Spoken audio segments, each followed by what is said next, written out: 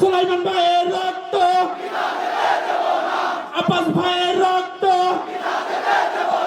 দেলোয়ার ভাইয়ের রক্ত, নারায়ে তাকবীর। আউযু বিল্লাহি মিনাশ শাইতানির রাজিম। বিসমিল্লাহির রহমানির রহিম। সম্মানিত ভাইরা, আসসালামু আলাইকুম।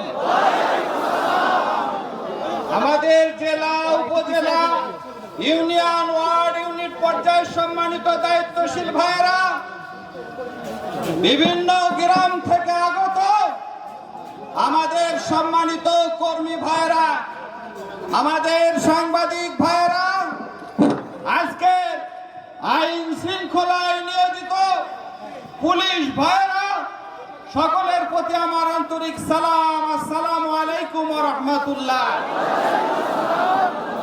আজকে রবের শুকরিয়ার কারণে সুদীর্ঘ 12টি বছর পরে আজকে মেহেরপুরে আমরা মিছিল করতে পেরেছি। এই সময়ের ভিতরে আমাদের তারিক ভাইকে শহীদ করা হয়েছে। এই সময়ের ভিতরে আমাদের জব্বার ভাইকে ক্রস ফায়ারে শহীদ করা হয়েছে। এই সময়ের ভিতরে আমাদের সুলাইমান ভাইকে শহীদ করা হয়েছে। এই সময়ের ভিতরে আমাদের আব্বাস ভাইকে শহীদ করা হয়েছে। এই সময়ের ভিতরে আমাদের দেলোয়ার ভাইকে শহীদ করা হয়েছে। স্বাধীনতার পর থেকে মেহেরপুরের রাজনীতিতে এত ত্যাগ, এত কোরবানি অন্য কোন দলকে করতে হয়নি। সম্মানিত ভাইরা, আমাদের 100 জন বোনকে প্রায় গ্রেফতার করা হয়েছে, রিমান্ডে নেওয়া হয়েছে। 1000 ভাইকে গ্রেফতার করা হয়েছে, রিমান্ডে নেওয়া হয়েছে, ফেলে রাখা হয়েছে। 86টা মামলা আমাদের বিরুদ্ধে এই ছোট্ট জেলাতে। সম্মানিত ভাইরা, এখনো কোনো অপরাধ নেই যেটা আমাদের উপরে চালানো হয়নি।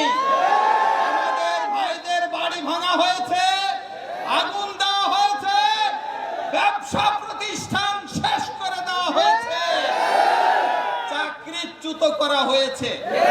কত জুলুম করলে জুলুমের শেষ হয় এটা আমাদের জানা নেই। মেহেরপুরে আমাদের হাজারো নেতা কর্মী তাদের বাড়িতে শুতে পারেনি, রাত্রিতে মাঠে তাদেরকে শুতে হয়েছে। সম্মানিত ভাইরা, আজকে 17টি বছর আমরা এর মোকাবেলা করছি। আমরা কি এলাকা ছেড়ে পালিয়েছি? 1 ঘন্টার ভিতরে কাউকে খুঁজে পাওয়া যাচ্ছে না। এত দাপট, এত কলিজা, এত কথা, তারপরেও 1 ঘন্টায় খুঁজে পাওয়া যায় না। 75 সালে শেখ মুজিবুর রহমান সাহেব যখন বিদায় নিয়েছিলেন, ইতিহাস বলে যে তার জানাজা জোটেনি। তার মেয়ে 24 সালে এসে যখন বিদায় নিল, পর্নের কাপড়টা গুছিয়ে নিয়ে যেতে পারেনি। এই তো আওয়ামী লীগ, এই তো আওয়ামী লীগের সেবা। সম্মানিত ভাইরা, আমাদেরকে সোনার খাঁচায় ওনারা বন্দি করে রেখেছে। আমাদের স্বাধীনতা নেই, আর গল্প শোনায় মেট্রো রেলের। আমাদের স্বাধীনতা নেই, গল্প শোনায় আমাদের পদ্মা সেতুর। আমাদের স্বাধীনতা নেই, গল্প শোনায় বঙ্গবন্ধু টানেলের। এটা যে অত্যাচার ছিল, এটা যে অবিচার ছিল, শেখ হাসিনার পালানো দেখে বোঝা যায়।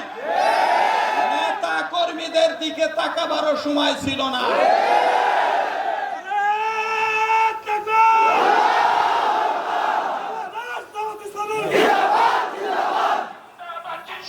সম্মানিত ভাইরা, জামাত ছিল, জামাত আছে, জামাত থাকবে।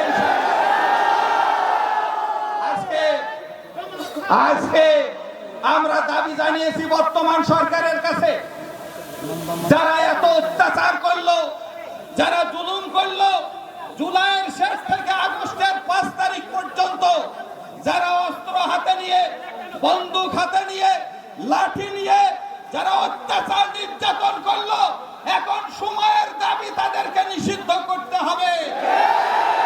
এই বাংলা থেকে তাদেরকে নিষিদ্ধ করতেই হবে। আমাদের সম্মানিত 11 জন নেতাকে জুডিশিয়াল কিলিং, বিচারিক হত্যাকাণ্ডের মাধ্যমে হত্যা করা হয়েছে। আমরা তার বিচার চাই। আমাদের সম্মানিত আমিরে জামাত বলেছেন, আমরা আপনাদের প্রতি উদারতা দেখাচ্ছি, এইটা দুর্বলতা ভাববেন না। দুর্বলতা ভাবার কোনো সুযোগ নাই। আমরা আমাদের তারিক ভাই শহীদ হয়েছে, যে সমস্ত নেতৃবৃন্দ ঠান্ডা মাথায় বসে পরামর্শ করে প্রশাসন দিয়ে ক্রস ফায়ার দিয়েছেন, আমরা তাদের বিরুদ্ধে ব্যবস্থা নেব। ক্ষমা মানে সাধারণ সবার ক্ষমা নয়। আমরা যদি এখনো ক্ষমা করি, আল্লাহ মনে হয় মেনে নেবে না। ঠান্ডা মাথায় যারা খুন করলেন আব্দুল জব্বার ভাইকে, ঠান্ডা মাথায় যারা খুন করলেন আমাদের দেলোয়ার ভাইকে, ঠান্ডা মাথায় খুন করলেন সুলাইমান ভাইকে, মিছিল থেকে গুলি করে হত্যা করলেন আমাদের আব্বাস ভাইকে, এই খুনের যদি আমরা বিচার না করি, বিচার না চাই, রবের কাছে আমাদের জবাবদিহি করতে হবে।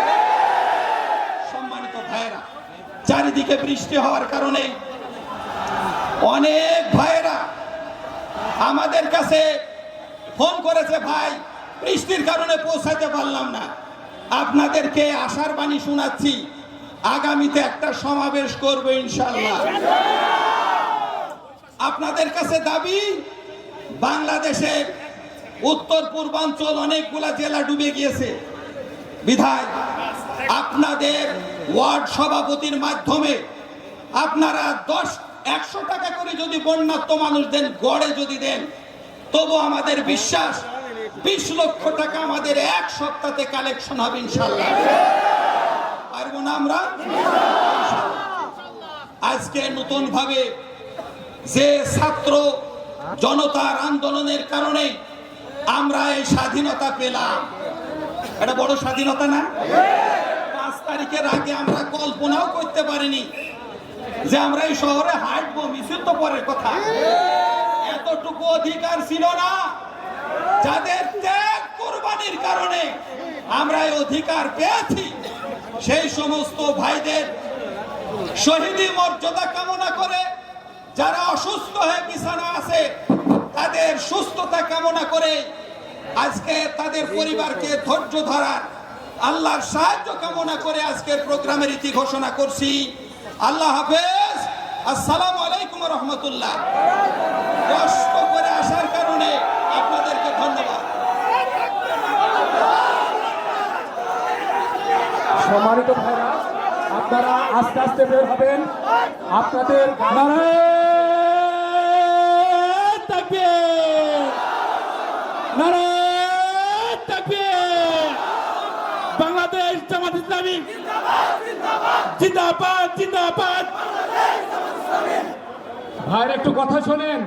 আপনারা দলবদ্ধ ভাবে যাবেন, যেখান থেকে নেমেছেন সেখানে গাড়ি ধরবেন। আপনারা যে যার জায়গার মতো নামাজ পড়বেন। আর গাঙ্গি থেকে যারা এসছেন তাদের গাড়ি আছে হাসপাতাল রোড 20 সামনে, আপনারা